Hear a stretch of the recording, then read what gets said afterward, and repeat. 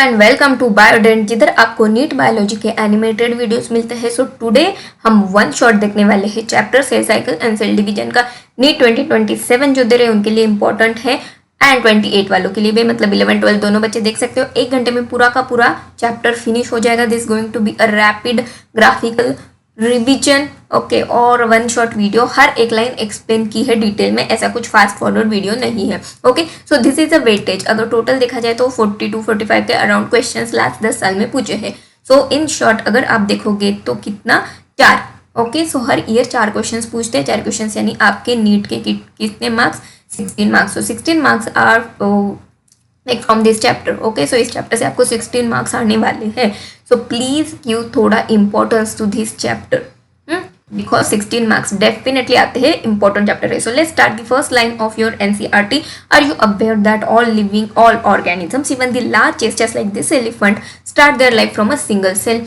Yes, single cell से वो life शुरू करते हैं, बट कैसे, ओके, यही देखेंगे आज हम। So single cell large organism कैसे बनाती है। लेट्स से एक स्पर्म है, एक ओवम है, they combine, they form a zygote. Zygote field, एक जाइगोट सेल जो होती है वो मल्टीप्लाई होती है 2 में 2 के 4 8 ऐसे ऐसे मल्टीप्लाई होके एक बंच ऑफ सेल बनाती है like this, okay. And now इसका बनता है अगेन सेल का मल्टीप्लीकेशन होके बनता है एम्ब्रियो। एम्ब्रियो बड़ा बड़ा होके फिर बाहर आता है डिलीवरी के बाद, and after outside the body भी अपनी डेवलपमेंट होती है and will convert into a adult male और female, okay, adult human being. So ऐसी होती है बाय सिंपल प्रोसेस। ग्रोथ किससे होती है हमारी? By multiplication of cell. Multiplication of cell यानी कि क्या? सेल डिवीजन से हमारी ग्रोथ होती है। इसी के ऊपर ये चैप्टर है, okay. So this is called a growth. Next है रिप्रोडक्शन, भी एक लाइक इंक्रीज इन नंबर माना जाता है। 2 ऑर्गेनिज्म में इनके 3 बच्चे, 3 के फिर 9 हो गए, like that. So reproduction also increases the growth. So growth and reproduction characteristics feature है सेल के जो, and this are the characteristic features of all living organism also, okay.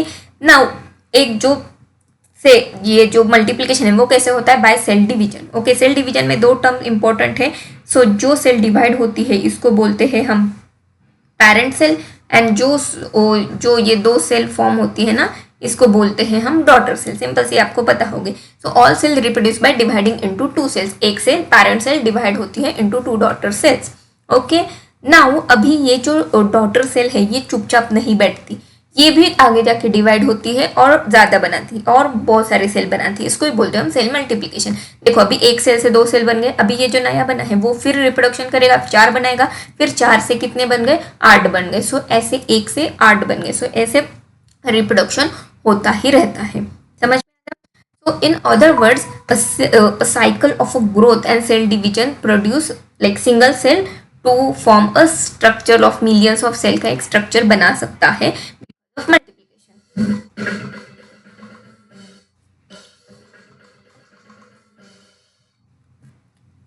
Yes, so cell division क्या है? Cell division एक important process है all living organism की। Now during the cell division क्या क्या होता है देखो, ओके। सो क्या क्या होता है देखेंगे। अभी ये एक सेल आ गई आपकी स्क्रीन के ऊपर, ओके। सो इस सेल को ना अभी सेल डिवीजन करना है, तो वो क्या करेगी? सबसे पहले ये ऐसी बनेगी, मतलब क्या? साइज इंक्रीज होगा। इसको बोलते हैं हम सेल ग्रोथ, यानी कि क्या?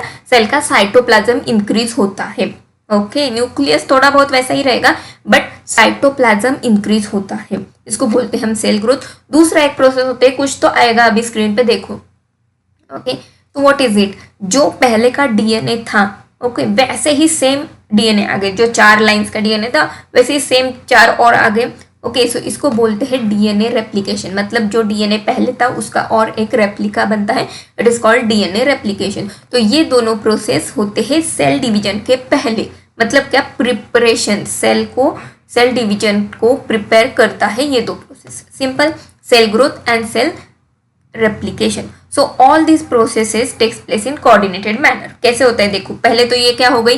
दिस इज सेल ग्रोथ हो गई, देन जेनेटिक मटेरियल आ गया, दैट इज डीएनए रेप्लिकेशन। ये 2 प्रोसेस होगी, एंड देन नेक्स्ट जो होती है सेल एंटर करती है सेल एक्चुअल सेल डिवीजन के प्रोसेस में, ओके। सो ये जो सारी प्रोसेस है, इससे क्या होता है कि जो प्रोजेनी सेल्स यानी कि क्या? Daughter cells. इधर वर्ड आया देखो, प्रोजेनी सेल्स यानी कि क्या? Daughter cells.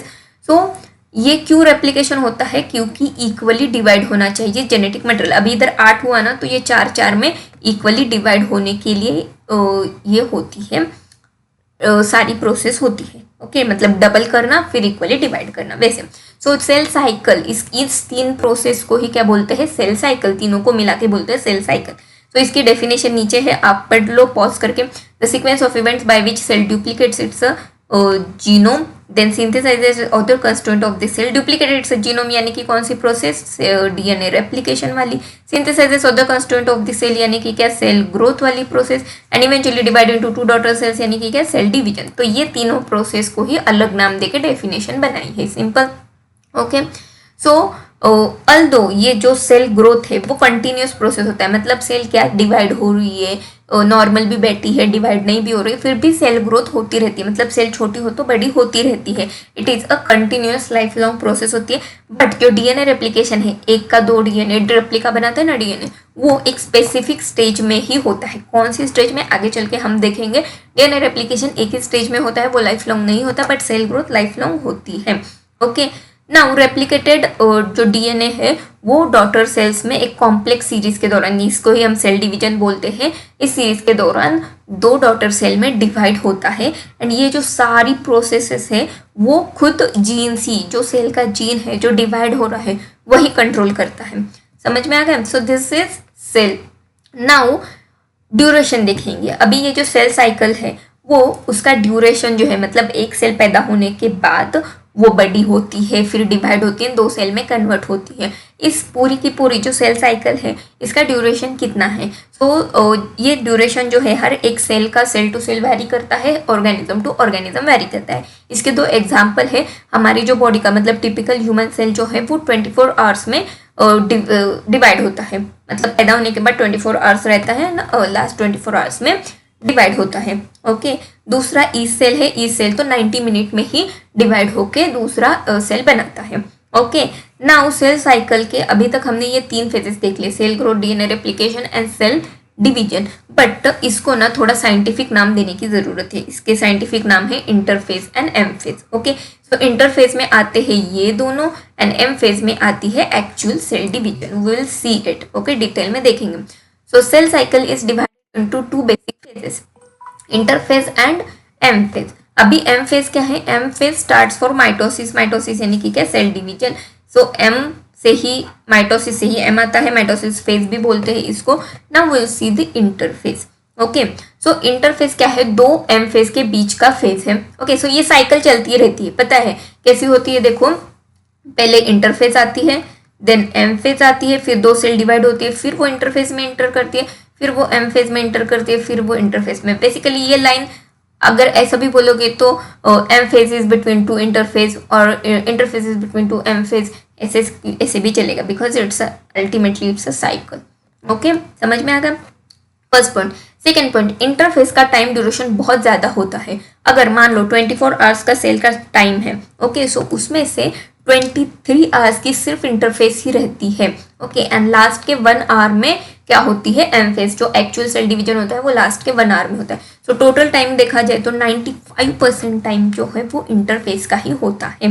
Okay, so interface is called a resting phase, because इसमें जो सेल होती है ना वो प्रिपेयर करती है फॉर अ सेल डिवीजन। इसमें क्या होता है? देखो, नया सेल बन गया, उसकी सेल ग्रोथ हो रही है, उसका डीएनए रेप्लिकेशन हो रहा है, ये सारी चीज़ें किस लिए हो रही है? सेल को डिवाइड करने के लिए हो रही है। Okay, so it is a preparatory phase. Cell resting phase में रहती है, ज़्यादा कुछ काम नहीं करती, सिर्फ ग्रो होती है। Okay, it's just like a pregnant lady. अगर उसको पता है ना अभी प्रेगनेंसी, अभी डिलीवरी आने वाली है, डिलीवरी होने वाली है, तो वो कैसे प्रिपेयर रहती है। Okay, like that thing. अभी इंटरफेस जो है, हमने ये तो पढ़ा कि 2 इवेंट होते हैं, सेल ग्रोथ, डीएनए रेप्लिकेशन। अभी ये 2 इवेंट ना एक्चुअल कौन से स्टेजेस में होते हैं देखेंगे। सो इंटरफेस जो है G1 phase, S phase and G2 phase में डिवाइड होती है 3 फेज में। ओके, समझ लो 3 फेज पे बहुत बार क्वेश्चन आया है। ओके, सो G1 फेज क्या होती है देखेंगे। सो एक्चुअल में आपकी बुक की इमेज है, देखो ये अल्टीमेटली इट साइकिल है। ये जो इतनी बड़ी है ना ब्लू कलर की बॉर्डर वाली, this is interface and this is M phase. So interface की फेज है G1 phase, S phase, G2 phase and then ये आती है एम फेज में। ओके, सो एक एक फेज हम देखेंगे। अभी G1 फेज, इधर देखो 2 नए डॉटर सेल्स हैं। सो वो सबसे पहले एंटर करेंगे G1 फेज में। सो क्या G1 फेज में क्या बोलेंगे हम, G1 phase like interval between mitosis and S phase के बीच का इंटरवल है।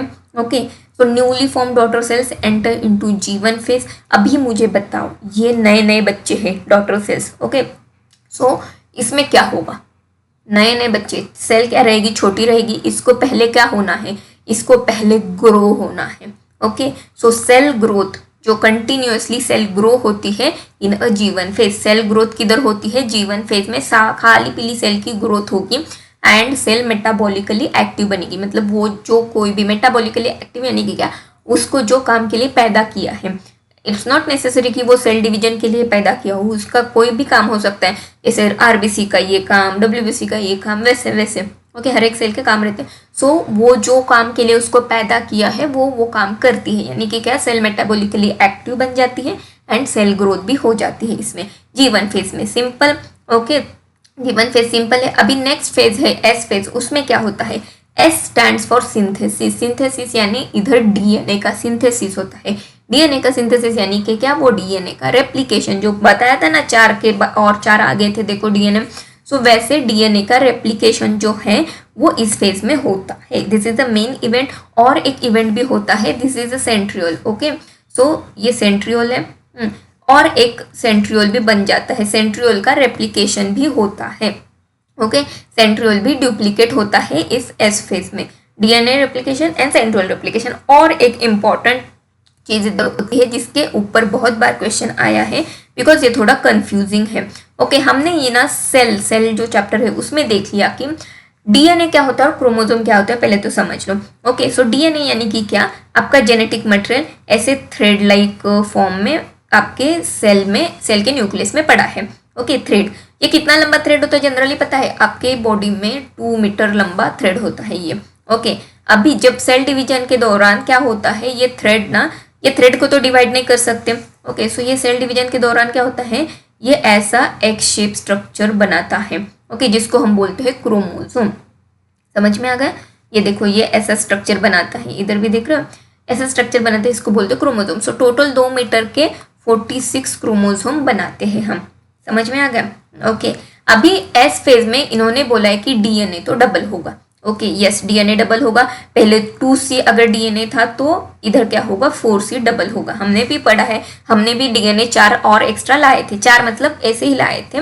ओके, बिकॉज पहले 4 थे तो डबल करने के लिए 4 लाए हमने।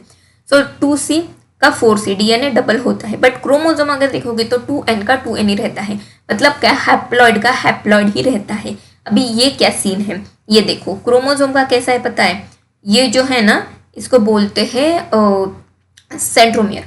ओके, सो ये जो सेंट्रोमियर कितने हैं इसके हिसाब से उसका नंबर डिसाइड होता है।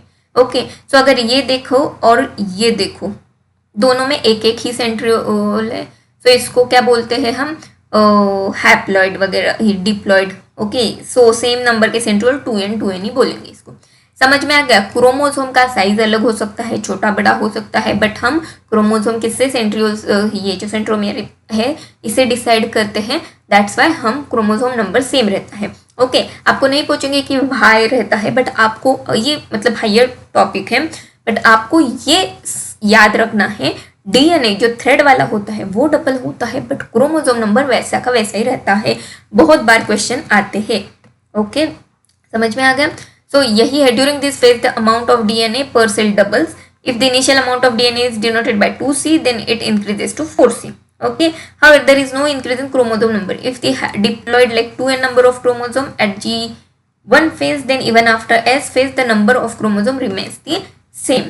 समझ में आ गया। अभी सेल एंटर करती है G2 फेज में। इसमें क्या होता है देखो, डीएनए एक्स्ट्रा बना के वो G2 फेज में एंटर करती है। G2 फेज इसमें कुछ भी नहीं होता, इसमें खाली प्रोटीन सिंथेसिस होता है। क्यों प्रोटीन सिंथेसिस होता है, अभी सेल को पता है कि नेक्स्ट स्टेज है माइटोसिस, मुझे सेल डिवीजन करनी है, तो सेल बिल्डिंग मॉलिक्यूल बनाती है, बिकॉज एक सेल अल्टीमेटली 2 सेल में डिवाइड होगी, सो सेल बहुत सारा प्रोटीन कंज्यूम करती है। ओके, कंज्यूम करती है मतलब बनाती है। ओके, सो सेल बहुत सारा प्रोटीन बनाती है। सो इन शॉर्ट की सेल की ग्रोथ हो जाए। सेल की ग्रोथ इधर से शुरू होती है, इधर भी होती है, इधर भी होती है। मैंने कहा सेल की ग्रोथ क्या है, कंटिन्यूअस प्रोसेस है, सभी फेज में सेल की ग्रोथ होगी। ओके, अभी कुछ कुछ सेल है जो डिवाइड नहीं होना चाहते। ओके, सो ये क्या करते हैं, देखो G1 फेज में एंटर करते हैं, मतलब 2 बन गए तब सेल ग्रोथ होके अच्छा खासा ग्रो होके मेटाबॉलिकली एक्टिव रहते हैं, बट सेल का ये नहीं करते, डुप्लीकेशन जो मटेरियल होता है ना, रेप्लिकेशन, डीएनए रेप्लिकेशन, वो नहीं करते, वो एंटर करते हैं G0 फेज में। G0 फेज को नाम है इनएक्टिव स्टेज या क्यूसेंट स्टेज। सो ये इसमें एंटर करते हैं। समझ में आ गया? इसमें क्यों एंटर करते हैं? बिकॉज उनको डिवाइड नहीं होना भाई। ओके, सो ऐसे कौन से सेल है जो डिवाइड नहीं होती? हार्ट सेल्स जनरली डिवाइड नहीं होना चाहते। ओके, सो इसमें क्या होता है, देखो जो सेल है ना वो G0 फेज में ही रहते हैं सारे। ओके, अभी हार्ट सेल कभी कभी अगर सेल की इंजरी हो गई और डेथ हो गई सेल की, तब हार्ट सेल रिप्लेस होते हैं, तब वो क्या करते हैं G0 फेज से फिर वो एस फेज में आके डीएनए रेप्लिकेशन करके फिर डिवाइड होते हैं, बट जनरली वो डिवाइड नहीं होते, वो रहते हैं क्विसेंट स्टेज में, G0 स्टेज में। ओके, तो G0 स्टेज में सेल मेटाबॉलिकली के लिए एक्टिव होता है, मतलब उसका जो काम है वो करता है, बट प्रोलिफरेट नहीं होता, यानी मल्टीप्लाई नहीं होता। Simple. So this is all about G0 phase. अभी एक क्वेश्चन है आपके बुक के, ये how do plants and animals continue to grow all their life? Okay, क्यों होते हैं? बिकॉज ऑफ सेल डिविजन होती है। Do all cells in the plant divide all the time? नहीं, प्लांट के सारे सेल डिवाइड नहीं होते, कुछ स्पेसिफिक सेल्स होते हैं। Do you think all the cells continue to divide in all plants and animals? नहीं, कंटिन्यूसली डिवाइड नहीं होते, एनिमल की तो कुछ हद तक ग्रोथ रिटायर्ड ही हो जाती है। Can you tell me names and location of a tissue having a cell that divide all the life in higher plants? Higher plants में जनरली मेरिस्टेमेटिक टिश्यू रहते हैं, अपाइकल, इंटरकैलरी मेरिस्टेम जो हमने पढ़ा था, वो जो टिश्यू रहते हैं वही कंटिन्यूसली ग्रो होते हैं। So do animals have similar meristematic? So generally continuous growth वाले नहीं रहते। ओके, अभी ये क्वेश्चन आया है इसके ऊपर, देखो mitosis is onion tip, so it has a 16 chromosome. उन्होंने क्या क्रोमोजोम बताए? तो क्रोमोजोम तो सेम ही रहेंगे सारे स्टेज में। Can you tell me how many chromosomes will have at G1, S and M phase? तो कुछ भी हो जाए क्रोमोसोम नंबर सेम रहता है, 16। ओके, अगर डीएनए पूछे तो बता सकते हैं चेंजेस होगा। What will be the DNA content of the cell at G1 phase, G2 phase if the content after M phase is 2C? Okay, after M phase कौन से सेल में जाती है? G1 फेज में। सो G1 फेज में 2C होगा। After G2 phase में वो 4C होगा, बिकॉज इन दोनों के बीच में आती है S स्टेज, जिधर डीएनए का रेप्लिकेशन होता है। Okay, got it. Now let's start the next is a M phase, mitosis phase. अभी इंटरफेस पूरा होगा, इंटरफेस पे भी बहुत क्वेश्चन आते हैं। आपका प्रॉब्लम क्या है पता है? बहुत सारे बच्चे डायरेक्टली माइटोसिस एंड मियोसिस पढ़ते हैं सेल साइकिल में, so cell cycle and cell division में। सो ऐसा नहीं है, सेल साइकिल भी पढ़ना जरूरी है। Now will start with the cell division, mitosis and meiosis. देखो माइटोसिस का कैसा है, माइटोसिस एक बार पक्का कर लो, माइटोसिस पक्का किया ना मियोसिस आ जाएगा, बिकॉज सेल डिवीजन सेम ही है, फेजेस भी सेम है, but only difference is meiosis की प्रोफेज 1 पढ़ना है, बाकी सारे आ जाएंगे आपको। ओके, सो माइटोसिस पे थोड़ा ध्यान दो, मियोसिस अपने आप आ जाएगा। सो इन एनिमल्स माइटोसिस जनरली एनिमल्स में डिप्लॉइड सोमैटिक सेल ही करती है। अभी सोमैटिक सेल क्या होती है? ओके, अगर आपको पता नहीं है तो बता दो। आपके हमारी बॉडी में ना 2 टाइप के सेल होते हैं, somatic cells and genetic cells, समझ लो। ओके, तो सोमैटिक सेल्स यानी नॉर्मल बॉडी के काम करने वाले सेल्स। जेनेटिक सेल्स स्पेसिफिक होते हैं जो सिर्फ और सिर्फ हमारे ये जो गैमेट्स है, ओके, वही बनाते हैं, यानी फीमेल रहा तो ओवम, मेल रहा तो स्पर्म, वही बनाते हैं। ओके, एंड बाकी के वो छोड़ के बाकी के सारे सेल, हाथ के, पैर के, बोन के, मसल्स के, सबको सोमैटिक सेल्स बोलते हैं। ओके, सो ये जो माइटोसिस है वो सिर्फ और सिर्फ सोमैटिक सेल में दिखाई देता है, और जेनेटिक सेल में मियोसिस दिखाई देगा। समझ में आ गया? तो ये जो सोमैटिक सेल्स है वो भी डिप्लॉइड 2N वाली होनी चाहिए। सो 2N सोमैटिक सेल्स में माइटोसिस जनरली दिखता है in case of animals, but इसको एक एक्सेप्शन है, ये जो दिख रहा है साइड में हनीबीज मेल हनीबीज, इसको एक्सेप्शन है। ओके, कुछ नेक्स्ट अभी कुछ प्लांट है जैसे कि छोटे लोअर प्लांट्स, ओके, फर्न्स वगैरह, ब्रायोफाइट्स, उसमें ना क्या होता है कि हैप्लॉइड में भी माइटोसिस होगा। ये देखो, ये माइटोसिस हैप्लॉइड में हो रहा है NN, और ये माइटोसिस जो है 2N डिप्लॉइड में। सो हैप्लॉइड डिप्लॉइड दोनों में भी इधर माइटोसिस होता है in case of lower animals. Okay, so M phase जो है ना it is a most dramatic phase है बिकॉज इसमें major reorganisation of cell of nucleus सब रीऑर्गेनाइज होते हैं इसमें। सो देखो अभी तक हमने जो इंटरफेस पढ़ा उसमें क्या हो रहा है, खाली एस फेज में कुछ तो इवेंट हो रहा है, दैट इज डीएनए का रेप्लिकेशन। बट अभी आप जैसे जैसे माइटोसिस पढ़ोगे ना वैसे वैसे समझ में आ गया भाई बहुत ड्रामेटिक स्टेज है, मतलब क्या बहुत सारे रीऑर्गेनाइजेशन होते हैं इसमें। अभी माइटोसिस में क्या होता है, जो क्रोमोसोम नंबर है वो सेम ही रहता है। ओके मतलब पेरेंट अगर डिप्लॉयड रहा तो सेल भी डिप्लॉयड ही बनती है। ओके दैट्स वाई इसको इक्वेशनल डिवीजन बोलते हैं। एंड मियोसिस को रिडक्शनल डिवीजन बोलते हैं बिकॉज उसमें क्रोमोसोम नंबर हाफ रिड्यूस होता है। ओके सो हमारे कन्वीनियंस के लिए हमने माइटोसिस को पहले तो 5 फेजेस में डिवाइड किया। पहले तो हमने जो क्रायोकाइनेसिस है मतलब क्या, पहले हम देखेंगे कि न्यूक्लियस का डिवीजन, न्यूक्लियस का डिवीजन 4 स्टेज में होता है, this prophase, metaphase, anaphase, telophase में, एंड देन साइटोकाइनेसिस मतलब साइटोप्लाज्म का डिवीजन। ओके सो हमारे कन्वीनियंस के लिए हमने ऐसे 4-5 स्टेज में इसको डिवाइड किया है, बट एक्चुअल ये सब इंटरमिंगल प्रोसेस है, मतलब कुछ भी ऐसे मतलब एक के बाद ऐसे प्रॉपर इवेंट में नहीं होती। ओके समझ में आ गया। सो ये 4 स्टेज है क्रायोकाइनेसिस यानी न्यूक्लियस के डिवीजन की, प्रोफेज, मेटाफेज, एनाफेज, टीलोफेज, आपको नाम तो पता ही होंगे लोअर क्लास से। ओके अभी प्रोफेज देखेंगे हम क्या क्या है। सो प्रोफेज के बारे में फर्स्ट लाइन क्या हो सकती है, it is the first stage of karyokinesis, yes ये आपको पता है। Then next cell from G2 phase enter into prophase, yes G2 phase से सेल एंटर करती है। ओके यस अभी नेक्स्ट पॉइंट क्या देखेंगे कि ये जो होते हैं ना डीएनए मटेरियल जो एस फेज में बनते हैं। ओके जो डीएनए एस फेज में बन रहा है, इंटरफेज के एस फेज में, वो ना ऐसे डिस्टिंक्ट नहीं रहता, इंटरवाइंड रहता है। ओके मतलब क्या, ऐसे एक दूसरे के साथ ऐसे दिख रहे हैं, एक दूसरे के साथ ऐसे कॉइल फॉर्म में रहता है।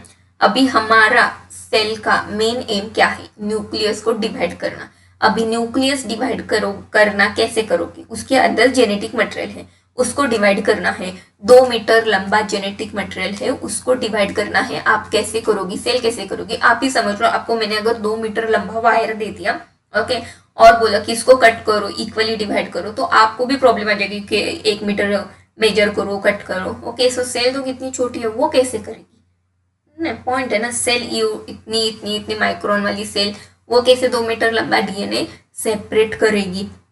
सो उसके लिए क्या चाहिए, उसके लिए उसको वो हर एक टुकड़े में करती है। मतलब क्या, ये जो डीएनए है ना इसको कंडेंस करती है क्रोमोसोम्स में। जो स्ट्रक्चर बताया था वैसे हम आगे भी देखेंगे। सो जो डीएनए मॉलिक्यूल्स नहीं बने ये डिस्टिंक्ट नहीं होते, इंटरवाइंड होते हैं वो। Okay so prophase is marked by initiation of condensation of a chromosomal material. Chromosomal material यानी कि क्या, वो 2 मीटर वाला डीएनए। ओके यानी कि क्या, इसमें कंडेंसेशन प्रोसेस शुरू होती है। तो chromosomal material becomes untangled during the process of a chromatin. Untangled मतलब क्या, ये जो फोल्ड किए हैं ये थोड़े ऐसे निकलने शुरू हो जाते हैं।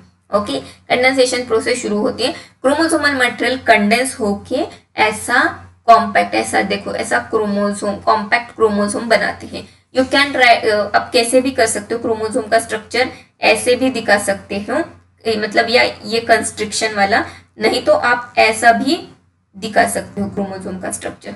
ओके कोई बात नहीं, सब चलता है। बट मेन क्या है, इसको बोलते हैं क्रोमोसोम। सो ये जो है ये this is one chromatid, this is दूसरा क्रोमैटिड। ओके और ये एक दूसरे से अटैच होते हैं बाय सेंट्रोमियर, ये राउंड स्ट्रक्चर। आप ऐसा भी स्ट्रक्चर कर सकते हो, ऐसा भी स्ट्रक्चर कर सकते हो। इधर ऐसा वाला दिया है आपकी बुक में, ये वाला ऐसा दिया है। ओके और नीचे वाले में ऐसा दिया है, देखो।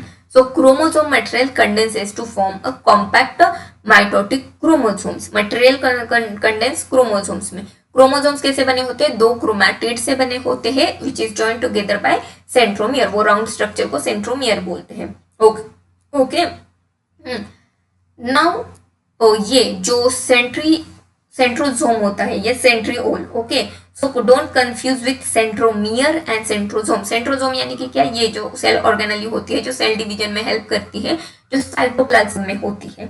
ओके उसको बोलते हैं सेंट्रोजोम। एंड ये जो क्रोमोसोम वाला अंदर का राउंड है इसको बोलते हैं centromere.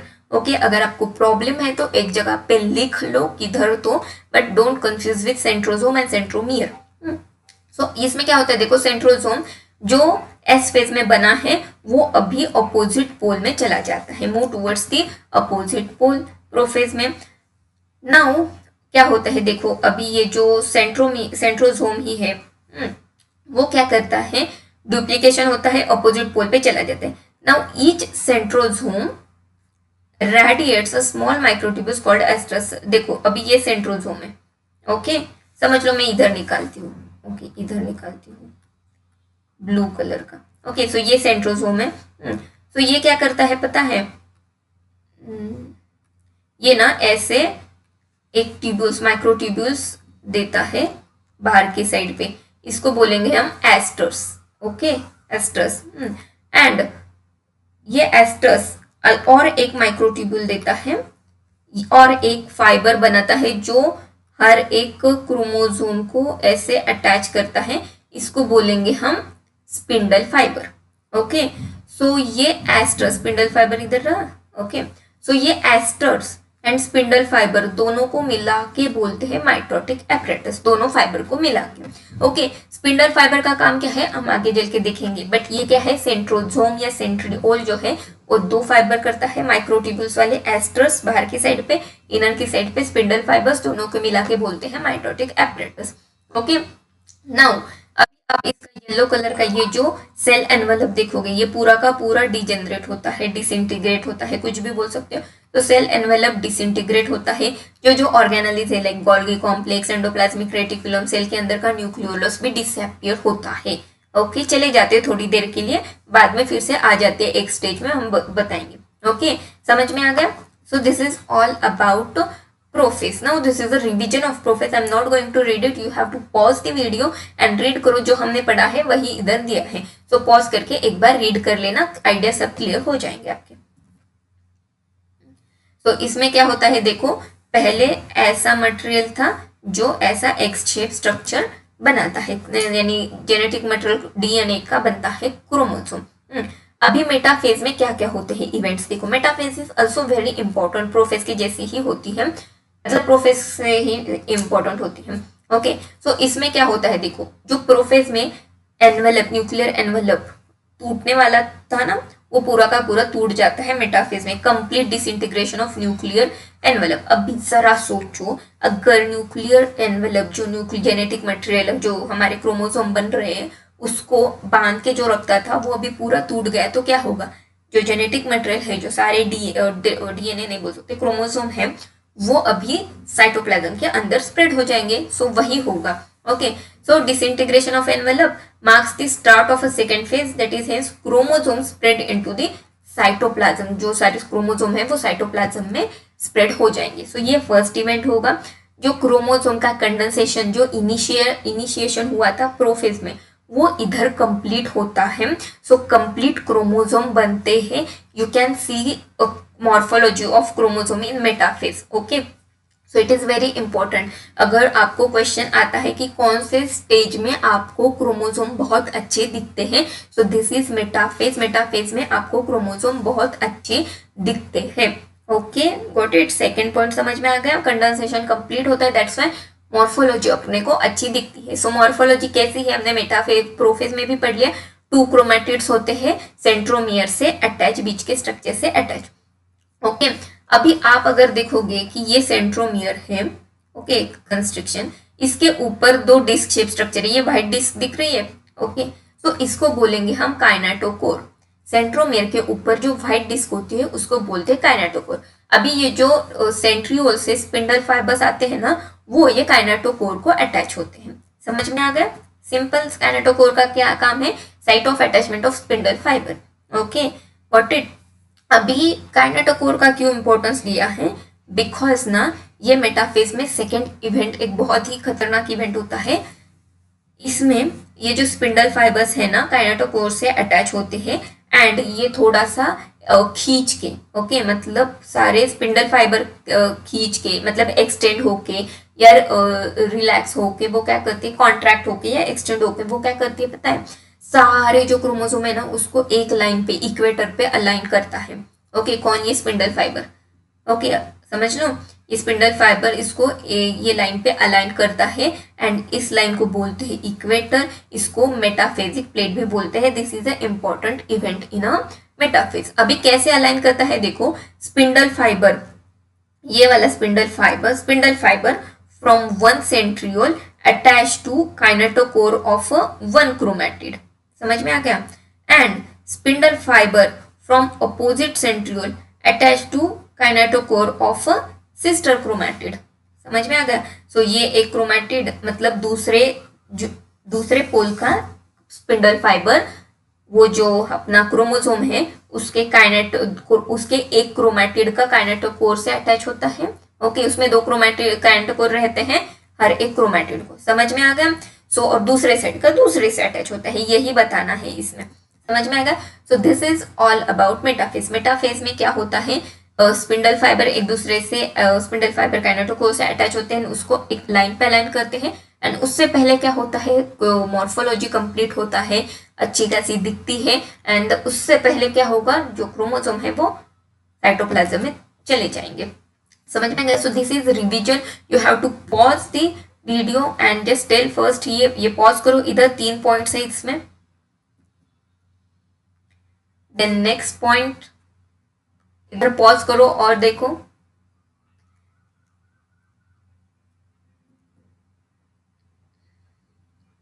Okay. So total 8 point है मेटाफेज में। You can see also metaphase में क्या हो रहा है, देखो सारे एक लाइन पे अलाइन हो रहे हैं, you can see here metaphase में क्या हो रहा है, सारे एक लाइन पे अलाइन हो रहे हैं। ओके अभी एनाफेज में क्या होता है, एनाफेज में कुछ भी नहीं होता है, एनाफेज एकदम अच्छी खासी फेज है। ओके 2 ही इवेंट्स होते हैं इसमें क्या होता है पता है, ये जो क्रोमोसोम है वो स्प्लिट होता है। अभी मैं बता दूं, अगर ऐसे करूं, सो सॉरी, ये क्रोमोसोम, ओके ये अपना क्रोमोसोम है 2 क्रोमैटिड्स वाला, तो ये क्या करता है, स्प्लिट होता है। ओके सो ऐसे 2 क्रोमैटिड्स बनते हैं। ओके 2 क्रोमैटिड्स को बोलते हैं हम डॉटर क्रोमैटिड्स। सो डॉटर क्रोमैटिड्स बनते हैं एंड डॉटर क्रोमैटिड्स क्या करते हैं, ये जो अपना स्पिंडल, अभी इसका जो काइनेटोकोर से अटैच है ना स्पिंडल फाइबर, ये अपनी तरफ खींच लेता है spindle fibre. Okay so they move towards the opposite pole, यही 2 इवेंट होते हैं इसमें, समझ में। अभी मूवमेंट भी कैसी होती है, ये जो सेंट्रोमियर होता है ना वो एज ए लीडिंग एज होता है एंड ये जो आर्म्स है ना दीज आर टेलिंग बिहाइंड, समझ में आ गया, मतलब आर्म्स पीछे की तरफ रहते हैं एंड सेंट्रोमियर आगे की तरफ होता है। So this are the 2 events, chromosome splits, chromatid separates, okay then chromosome move towards the opposite pole.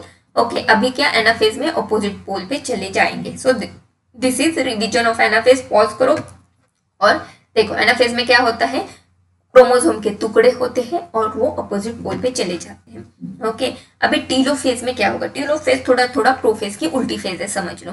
Okay and this is a final last stage of a karyokinesis. इसमें क्या होता है देखो, जो हमारे क्रोमैटिड्स ऐसे ऐसे इधर आगे थे ना, ओके उनका अभी डिकंडेंसेशन होता है। डिकंडेंसेशन यानी कि क्या, कंडेंसेशन का उल्टा प्रोसेस।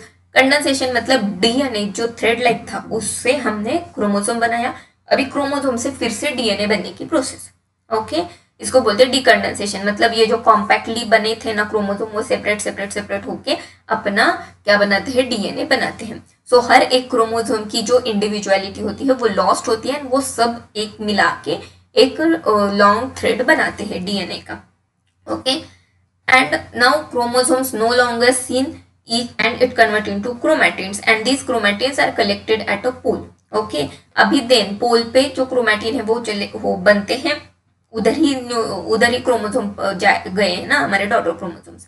अभी क्या होता है देखो, देन ये जो क्रोमोसोम्स है, ओके उसमें उसके आई एम सो सॉरी, ये जो डीएनए है उसके साइड में हमारा जो लॉस्ट हुआ था न्यूक्लियर एनवेलप वो बनता है। You can C yellow colour का न्यूक्लियर एनवेलप बन गया, इधर के अंदर क्या है, हमारे जेनेटिक डीएनए है थ्रेड वाले और उसके सराउंडिंग न्यूक्लियर एनवेलप बन गए, समझ में आ गया। सो इन शॉर्ट पोल पे 2 न्यूक्लियर बन गए हैं। Okay the nucleolus, Golgi complex, endoplasmic reticulum सब जो है वो इधर अभी रीअपियर होंगे, समझ में आ गया। So this is about telophase. Pause करो और क्या क्या पढ़ा है वो देख लो। इसमें क्या है, फाइनल स्टेज बोला है। सो डॉटर क्रोमोसोम्स है पोल पे चले गए हैं जो एनाफेज में, वो क्या होंगे, इंडिविजुअलिटी लॉस्ट होंगे, decondense into chromatin, nuclear envelope develop होगा। सो 2 न्यूक्लियर बनेंगे एंड अपने एंडोप्लाज्मिक रेटिकुलम, गोल्गी विल्गी सब आ जाएंगे। समझ में आ गया। सो ऐसे क्या बनते हैं, अभी टीलोफेज के बाद कैसी होती है, एक सिंगल सेल होती है बट उसके अंदर 2 न्यूक्लियस होते हैं। ओके, नेक्स्ट स्टेज है अभी साइटोकाइनेसिस, लास्ट स्टेज है अभी साइटोप्लाज्म को डिवाइड करना है हमको। Okay, so division of a cytoplasm और separation of a cytoplasm is called cytokinesis. Okay, so cytokinesis animal cell and plant cell में अलग अलग होता है। कैसे अलग अलग होता है हम देखेंगे। एनिमल सेल सेल मेम्ब्रेन से बनी है, तो एनिमल सेल में क्या होता है, देखो ऐसा क्लीवेज या फरो डेवलप होता है जो सेंटर की तरफ मूव होता है and ultimately at the centre they join with each other and ये 2 सेल को सेपरेट करता है। Simple, in animal cell appearance of a furrow in the plasma membrane, so furrow gradually deep होती है and join at a centre and दो centre में join होती है and divide into divide the cytoplasm into 2। अभी plant cell में ऐसा possible है क्या, नहीं, बिकॉज देखो प्लाज्मा मेम्ब्रेन जो है वो डेलिकेट होती है बट जो सेल वॉल है वो डेलिकेट नहीं होती, वो ऐसे जाओ फरो करो बोलो सेल वॉल को तो नहीं बनाएगी।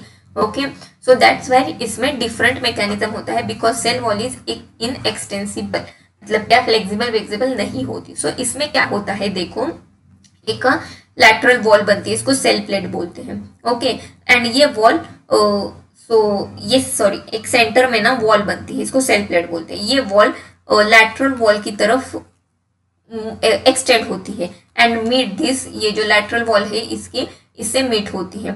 Okay, and it is nothing, ये जो सेल प्लेट है ये it is nothing but a middle lamella जो 2 सेल के बीच में बना होता है and it later forms a cell wall and ऐसे ही 2 सेल सेपरेट होते हैं। सिंपल, मतलब क्या, ज्यादा कॉम्प्लिकेटेड सीरीज नहीं है। ये क्या होता है, मिडल में सेल प्लेट बनती है विच इज नथिंग बट कौन से मटेरियल से बनी है, वो मिडल लैमेला वाले मटेरियल से एंड वो पूरे आगे जाके 2 सेल को सेपरेट करती है।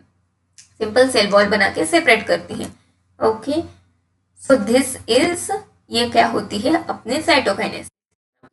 So at the time of cytoplasmic division, organelles like mitochondria, Golgi complex, ER जो होते हैं वो दोनों साइड की तरफ इक्वली डिस्ट्रीब्यूट होते हैं। ओके, अभी कुछ कुछ सेल में साइटोकाइनेसिस नहीं होता। ट्रायोकाइनेसिस के बाद सेल वैसी की वैसी रहती है, मतलब क्या, एक सेल, उसको मल्टीन्यूक्लिएटेड सेल भी बोलते हैं। ओके, सो इस कंडीशन को बोलते हैं सिंसिशियम। ओके, सो सिंसिशियम मतलब मल्टीन्यूक्लिएटेड कौन रहता है, कोकोनट वाटर पीते हो, coconut water is a multinucleated state. Okay, मतलब इसमें ना तीन न्यूक्लियस रहते हैं एक सेल के अंदर। इवन अपनी स्केलेटन सेल भी मल्टीन्यूक्लिएटेड होती है, यानी कि क्या, एक सेल बहुत सारे nucleus. Okay, so this is cytokinesis, simply cytoplasm को डिवाइड करना, दिस इज साइटोकाइनेसिस। अभी माइटोसिस की सिग्निफिकेंस क्या है। माइटोसिस एक इक्वेशनल डिवीजन है जो प्लांट एनिमल में देखा जाए तो डिप्लॉयड सेल के अंदर ही रहती है बट लोअर प्लांट्स में एंड कुछ इंसेक्ट्स में ये हैप्लॉइड में भी होती है। नेक्स्ट सिग्निफिकेंस क्या है माइटोसिस में, diploid daughter cells with genetic, मतलब पेरेंट सेल और डॉटर सेल का जेनेटिक कंपोजिशन सेम होता है, जेनेटिक मटेरियल सेम होता है। देन जिधर मल्टीसेल्युलर ऑर्गेनिज्म जो ग्रोथ हमने देखी ना, it is because of mitosis, meiosis से ग्रोथ नहीं होती। देन सेल ग्रोथ जब होती है तब ना न्यूक्लियस और साइटोप्लाज्म का रेशो डिस्टर्ब होता है। ओके, सो एंड वो रेशो रिस्टोर होता है after the cell division. Okay, it's not significance. Next significance ये है कि वो सेल रिपेयर में हेल्प करती है माइटोसिस। अगर आपको कट बिट लग गया तो वो थोड़ी दिनों बाद भर जाता है, इट इज बिकॉज उधर नए सेल डेवलप होते हैं। नए सेल क्यों डेवलप होंगे, बिकॉज ऑफ माइटोसिस। तो हमारी बॉडी में सब जगह माइटोसिस ही होता है, मियोसिस खाली एक जगह पे होता है, that is a gamete formation. Okay, gamete यानी कि स्पर्म एंड ओवम फॉर्मेशन। तो ये देखो मेरिस्टेमेटिक टिश्यू जो प्लांट का है, you can see the apical meristem, ये फर्स्ट फोटो में, सेकंड फोटो में इधर दिख रहा है। So this is a complete indication of mitosis. इधर देखो ग्रोथ हो गई है, सेल ग्रोथ हो गई, पहले कैसा था और बाद में कैसा है, समझ में आ गया। Now let's see the meiosis. Meiosis देखा तो gametes. Okay, meiosis is very easy. Meiosis में सिर्फ एक पढ़ो, प्रोफेज 1 बाकी सारा माइटोसिस है इसमें। और and meiosis is very easy, okay, because इसमें ना ज्यादा एग्जांपल नहीं है, एक ही जगह होता है गैमेट फॉर्मेशन में, वो हो गया। Okay, so let's start. So gametes जो है production of offspring by sexual reproduction includes the fusion of gametes. Okay, यानी कि क्या, स्पर्म एंड एग्स फ्यूज होके आपको क्या बनते हैं, ये जाइगोट विगोट बनाते हैं। सो ये जो गैमेट्स होते हैं जनरली दीज आर हैप्लॉइड, मतलब क्या, इनके पास एक ही सेट्स ऑफ क्रोमोसोम होता है, दो सेट्स ऑफ क्रोमोसोम नहीं होते, यानी कि क्या, ऐसे क्रोमोसोम होते हैं इसमें। ओके, एक ही क्रोमैटिड वाले क्रोमोसोम समझ लो आप। Now gametes are from from specialised diploid cells. Okay, जो जेनेटिक सेल्स, सोमैटिक सेल्स और जेनेटिक सेल्स बोला था ना, उससे। सो ये स्पेशल सेल्स होती है जिससे गैमेट तैयार होते हैं। So this cells are diploid. Okay, ये वाले सेल्स जिससे अभी गैमेट बन रहे हैं ना, ये cell are diploid. Okay, now after meiosis the number reduce to half. Okay, so diploid का एन का, सॉरी 2n का n होता है, सो डिप्लॉइड का n होता है। ओके, एंड दिस इज, इसको मियोसिस बोलते हैं। So the cell division in which को chromosome number reduce to half is called meiosis. Okay, so meiosis में क्या होता है, देखो, डिप्लॉइड का हैप्लॉइड होता है, बट ये जो हैप्लॉइड है वो वैसे कि वैसे नहीं रहता आफ्टर फर्टिलाइजेशन, यानी कि क्या, आफ्टर एक हैप्लॉइड गैमेट दूसरा हैप्लॉइड गैमेट एक दूसरे के साथ मिलके क्या बनाते हैं, डिप्लॉइड जाइगोट। सो बाकी डिप्लॉइड फेज रिस्टोर होती है via fertilization. Okay, so meiosis आपको गैमेटोजेनेसिस में दिखाई देगा प्लांट और एनिमल्स में, and at the end it produces haploid gamete. Okay, so ये कुछ की फीचर्स है मियोसिस के जिसको अभी हम स्किप करेंगे, लास्ट में पढ़ेंगे, बिकॉज इसमें मियोसिस जानना भी जरूरी है। ओके, अभी पढ़ोगे तो समझ में भी नहीं आ जाएगा। बस ये समझ लो कि मियोसिस है ना, दो स्टेज में होती है, meiosis 1 and meiosis 2। Okay, meiosis 1 में नॉर्मल वही प्रोफेज, मेटाफेज, एनाफेज, टेलोफेज होता है, बट खाली आपको 1 2 meiosis 1 prophase 1, metaphase 1, anaphase 1, telophase 1 ऐसे लिखना है। आपके नीट में भी ऐसे ही आएंगे। ओके, अगर प्रोफेज दिया सिर्फ तो कंफ्यूज मत होना कि भाई ये मियोसिस का प्रोफेज पूछा है कि माइटोसिस का। अगर सिर्फ और सिर्फ प्रोफेज दिया है so it is of a mitosis. Okay, अगर मियोसिस का प्रोफेज पूछना है तो वो उसके आगे 1 लिखेंगे ही, श्योर शॉट। समझ में आ गया? सो 1 और 2 डेफिनेटली आपको लिखना है। आप भी अगर आपके बोर्ड्स में थ्योरी में लिख रहे हो सो खाली प्रोफेज लिख के मत छोड़ना। अगर आप मियोसिस लिख रहे हो तो you have to mention either prophase 1 और प्रोफेज 2। ओके, 1 2 जो है वो मेंशन करना ही करना है मियोसिस में। समझ में आ गया? सो let's start. It is meiosis 1, it is meiosis 2। Okay, so let's start with first meiosis 1 की प्रोफेज 1। प्रोफेज क्या है? फर्स्ट मियोटिक डिवीजन है, लॉन्गर होती है, बहुत ज्यादा कॉम्प्लेक्स होती है। ओके, सो मैं बोल रही हूँ ना, इसमें सिर्फ आपको प्रोफेज ही पढ़ना है। तो ये 5 स्टेज में डिवाइड होती है, leptotene, zygotene, pachytene, diplotene, diakinesis. Okay, so कौन से स्टेज में क्या क्या होता है, चलो देखते हैं। सबसे पहले देखते हैं लेप्टोटीन। ओके, सो लेप्टोटीन स्टेज में क्या होता है कि क्रोमोसोम्स ग्रेजुअली विजिबल अंडर, सो इसमें ना क्रोमोसोम का कॉम्पैक्शन होता है। ओके, समझ में आ गया? देन कॉम्पैक्शन मतलब कॉम्पैक्ट रहते हैं इन लेप्टोटीन। क्रोमोसोम क्या होते हैं, थोड़े थ्रेड लाइक जो होते हैं ना, वो क्रोमोसोम में कन्वर्ट होता है in a leptotene stage. Okay, leptotene first stage है, ज्यादा कुछ खतरनाक वाली काम नहीं करते। सेकेंड स्टेज है जाइगोटीन। जाइगोटीन यानी कि क्या, जाइगोट। जाइगोट में क्या होता है, देखो, एक male and female gamete combine होते हैं। सो इधर भी वैसे ही होगा, एक क्रोमोसोम और दूसरा क्रोमोसोम कंबाइन होंगे। मेरे हिसाब से आपकी बुक की थोड़ी इमेज कंफ्यूजिंग है, ये वाली इमेज देखो। ओके, सो इसमें 2 क्रोमोसोम है, ब्लू एंड दिस पिंक या रेड, समझ लो, ब्लू एंड रेड। ओके, अभी इसमें भी थोड़ा ध्यान दो तो आपको एक ब्लू में एक डार्क ब्लू वाली लाइन दिख रही है और एक लाइट ब्लू वाली लाइन दिख रही है। सो डार्क ब्लू वाली लाइन इसका 1 क्रोमैटिन है और लाइट ब्लू वाली लाइन उसका वही क्रोमोसोम का दूसरा क्रोमैटिन है। समझ में आ गया? 2 क्रोमैटिन से बनते हैं। सो अभी इसमें ना 4 इवेंट्स होते हैं, 4 टर्म्स आपको इंपॉर्टेंट है। अभी जाइगोट में कैसे कंबाइन होते हैं ना मेल एंड फीमेल, इधर भी वैसे ही होंगे, 2 क्रोमोसोम एक दूसरे के साथ पेयर होंगे। ओके, सो इस प्रोसेस को बोलते हैं synapses. So the process of association, chromosome starts pairing together and this process is called a synapses. Okay, अभी ये जो पेयर्ड क्रोमोसोम है इसको हम कुछ नाम देते हैं। सो हर एक क्रोमोसोम को बोलते हैं हम होमोलॉगस क्रोमोसोम। ओके, मतलब अगर ये खाली पीली एक ही क्रोमोसोम है, पेयरिंग वाला नहीं, तो इसको नॉर्मल क्रोमोसोम बोलेंगे। अगर ये पेयर्ड वाले क्रोमोसोम है, ओके, सो इसको हम होमोलॉगस, इसको होमोलॉगस क्रोमोसोम बोलेंगे, इसको भी होमोलॉगस क्रोमोसोम बोलेंगे। तो दो टर्म हो गए, synapses and homologous chromosome.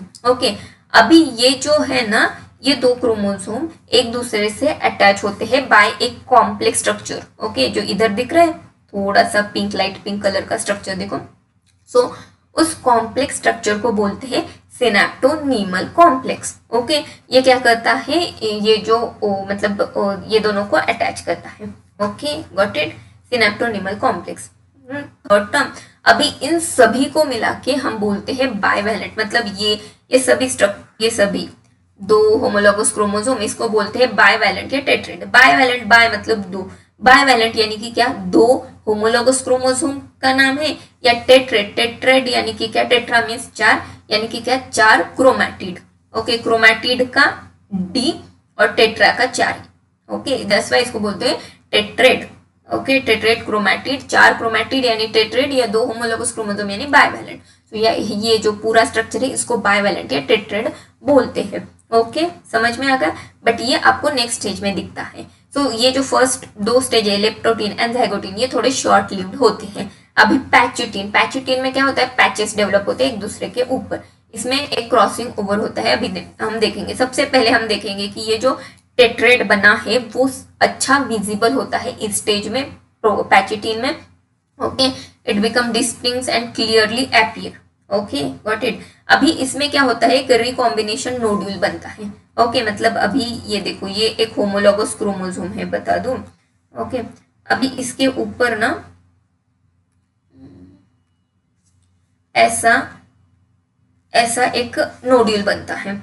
Okay, सो ऐसा एक नोड्यूल बनता है इस क्रोमोसोम के ऊपर। तो इसको बोलेंगे हम recombination nodule. Okay, so it is a site of crossing over. Okay, अभी क्रॉसिंग ओवर कैसे होता है, ये एक क्रोमोसोम है, ये दूसरा क्रोमोसोम ये इधर इसके ऊपर चला जाता है ऐसे। एंड फिर ये क्या करते हैं, ये जो next sentences, next, I am so sorry, अभी ये जो नेक्स्ट आर्म है, ये इसके नीचे की, ये पॉइंट के नीचे की एंड ये पॉइंट के नीचे की एक्सचेंज होती है, यानी कि क्या, ऐसे बनेगा। देखो, अगर मैं दिखा दूं पर्पल वाला कैसे बनता है, तो पर्पल वाला एंड इसके नीचे का जो आर्म जो क्रॉसिंग ओवर हुआ है ना, वो ऐसे रेड कलर का बन जाएगा। एंड सिमिलरली ये वाला कैसे बनेगा पता है, इधर पर्पल कलर आ जाएगा। ये जो नेक्स्ट आर्म है ना, इसकी इधर पर्पल कलर आ जाएगा, बाकी का मतलब क्या, पैचेस, जेनेटिक मटेरियल का एक्सचेंज होगा। इस प्रोसेस को बोलते हैं क्रॉसिंग ओवर। ओके, अभी sister and non sister chromatid क्या है बता दूं। ओके, सो ये देखो, अभी ये देखो, ये क्रोमोसोम है, पर्पल कलर का क्रोमोसोम देखो।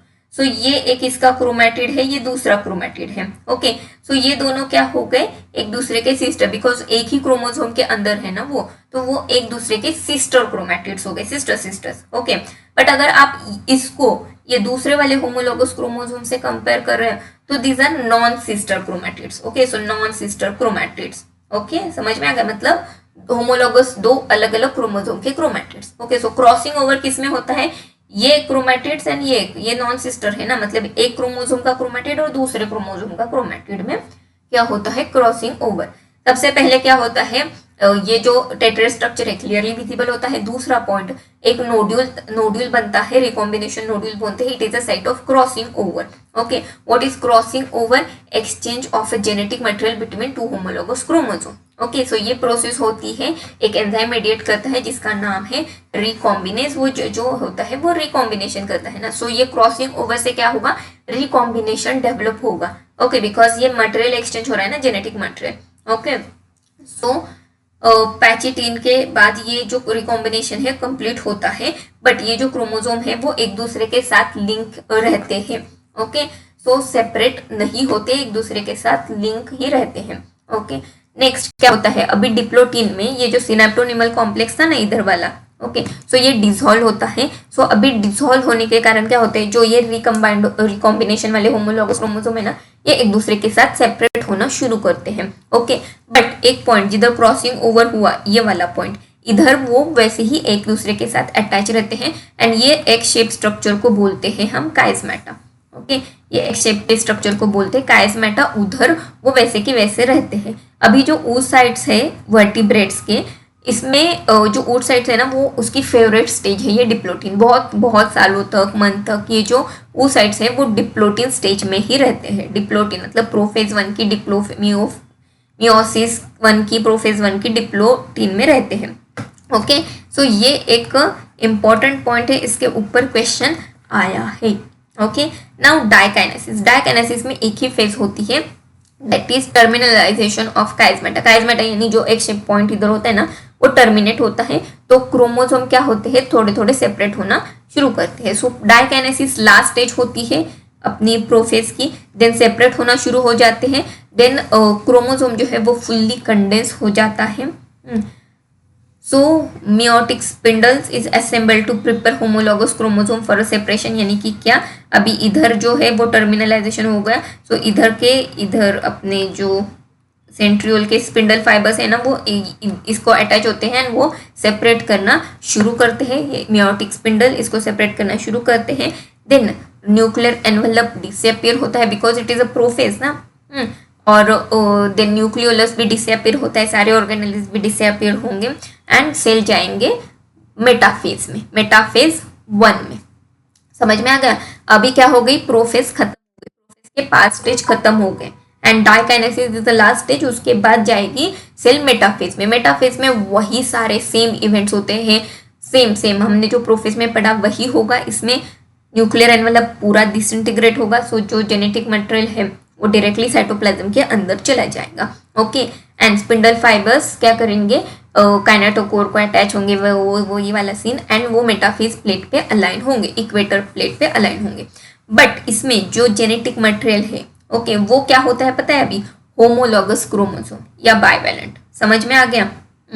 मतलब कौन, ये एक क्रोमोसोम है, ये दूसरा, हालांकि ये एक दूसरे से सेपरेट हो चुके हैं, ओके, बट ये साथ साथ ही रहते हैं। तो ये होमोलॉगस क्रोमोसोम एक दूसरे से अटैच होंगे, खाली क्रोमोसोम नहीं। ओके, सो मेटाफेज 1 में क्या होगा, homologous chromosome align at equator plate. समझ में आ गया? Homologous chromosome align at equator plate. Now anaphase में क्या होगा, होमोलॉगस क्रोमोसोम सेपरेट्स करता है हर एक क्रोमोसोम को। ओके, मतलब ये जो अभी ना इधर अगर एनाफेज में देखा जाए तो कैसे होगा, देखो मैं अगर दिखा दूं, किधर गए, ये देखो एनाफेज में क्या होगा, ये ऐसा होगा एक क्रोमोसोम एंड ये क्रोमैटिड सेपरेट करेगा। बट इधर एनाफेज कौन सी, माइटोसिस वाली। ओके, बट इधर मियोसिस वाले में क्या होगा, ये होमोलॉगस क्रोमोसोम है एक, ये दूसरा होमोलॉगस क्रोमोसोम है, ये दोनों सेपरेट होंगे, मतलब ये चला जाएगा एक पोल की तरफ और ये चला जाएगा दूसरे पोल की तरफ। मतलब इधर स्प्लिटिंग बिटिंग कुछ नहीं होगा, बस होमोलॉगस क्रोमोसोम सेपरेट होंगे, क्रोमोसोम ही सेपरेट होंगे पूरे के पूरे, and they are now simply chromosomes. Okay, telophase में क्या होगा, न्यूक्लियर मेम्ब्रेन वगैरह डिसअपियर होगी, बट वो जो रहता है ना कि टीलोफेज में क्या बोलते हैं हम, डिकंडेंसेशन होता है क्रोमोसोम का, क्रोमैटिन वो थ्रेड में कन्वर्ट होता है, वैसे नहीं रहेगा। वैसे ज़्यादातर स्टेज में नहीं होता है, मेजर स्टेज में क्रोमोसोम वैसे के वैसा ही रहता है।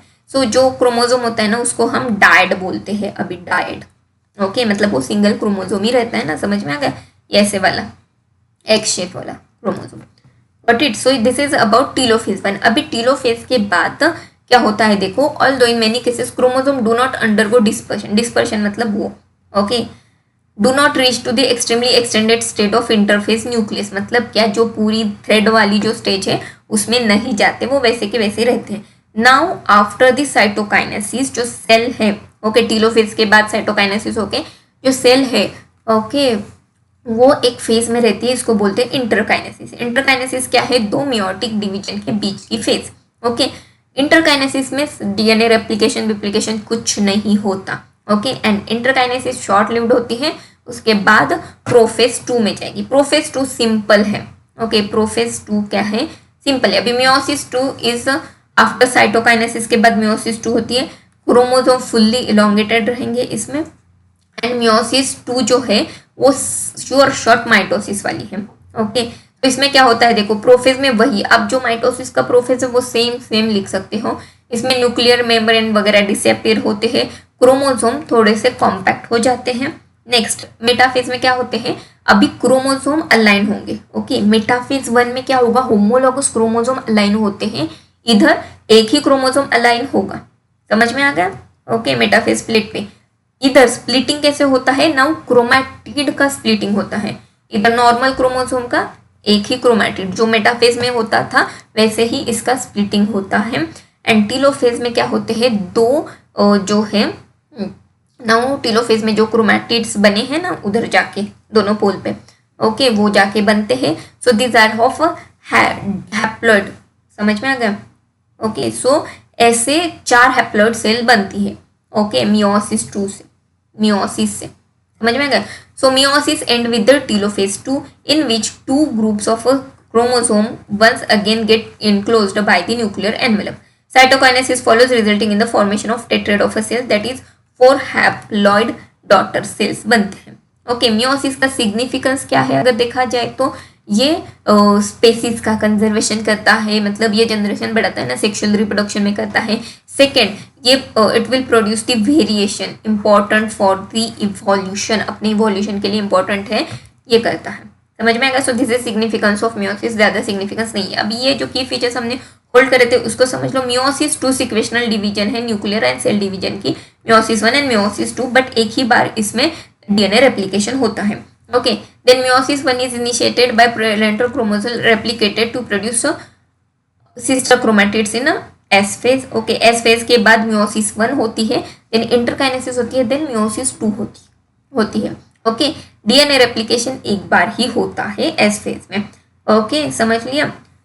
Then meiosis involves pairing of homologous chromosome, ये हमने पढ़ा प्रोफेज में। Then the recombination between non-sister chromatids of homologous chromosome, ये भी होता है। That's why मैंने ये फीचर्स बाद में रखे ताकि आपको समझ में आ जाए। Okay, so this is all about cell cycle and cell division. I hope आपको ये रैपिड वन शॉट समझ में आया होगा। If you have any doubt please comment down, I will solve it. And if you want to give any suggestion, please you are welcome. So give suggestion and give me कि next topic कौन सा आपको difficult लगता है, so that I can prepare a one shot on that. Okay, हमारे short video भी इस chapter के ऊपर आने वाले हैं, so please stay tuned with us. अभी तक आपने सब्सक्राइब नहीं किया तो सब्सक्राइब करना, and if this video is helpful so please like it. Bye bye everyone, see you in the next video of biomolecule.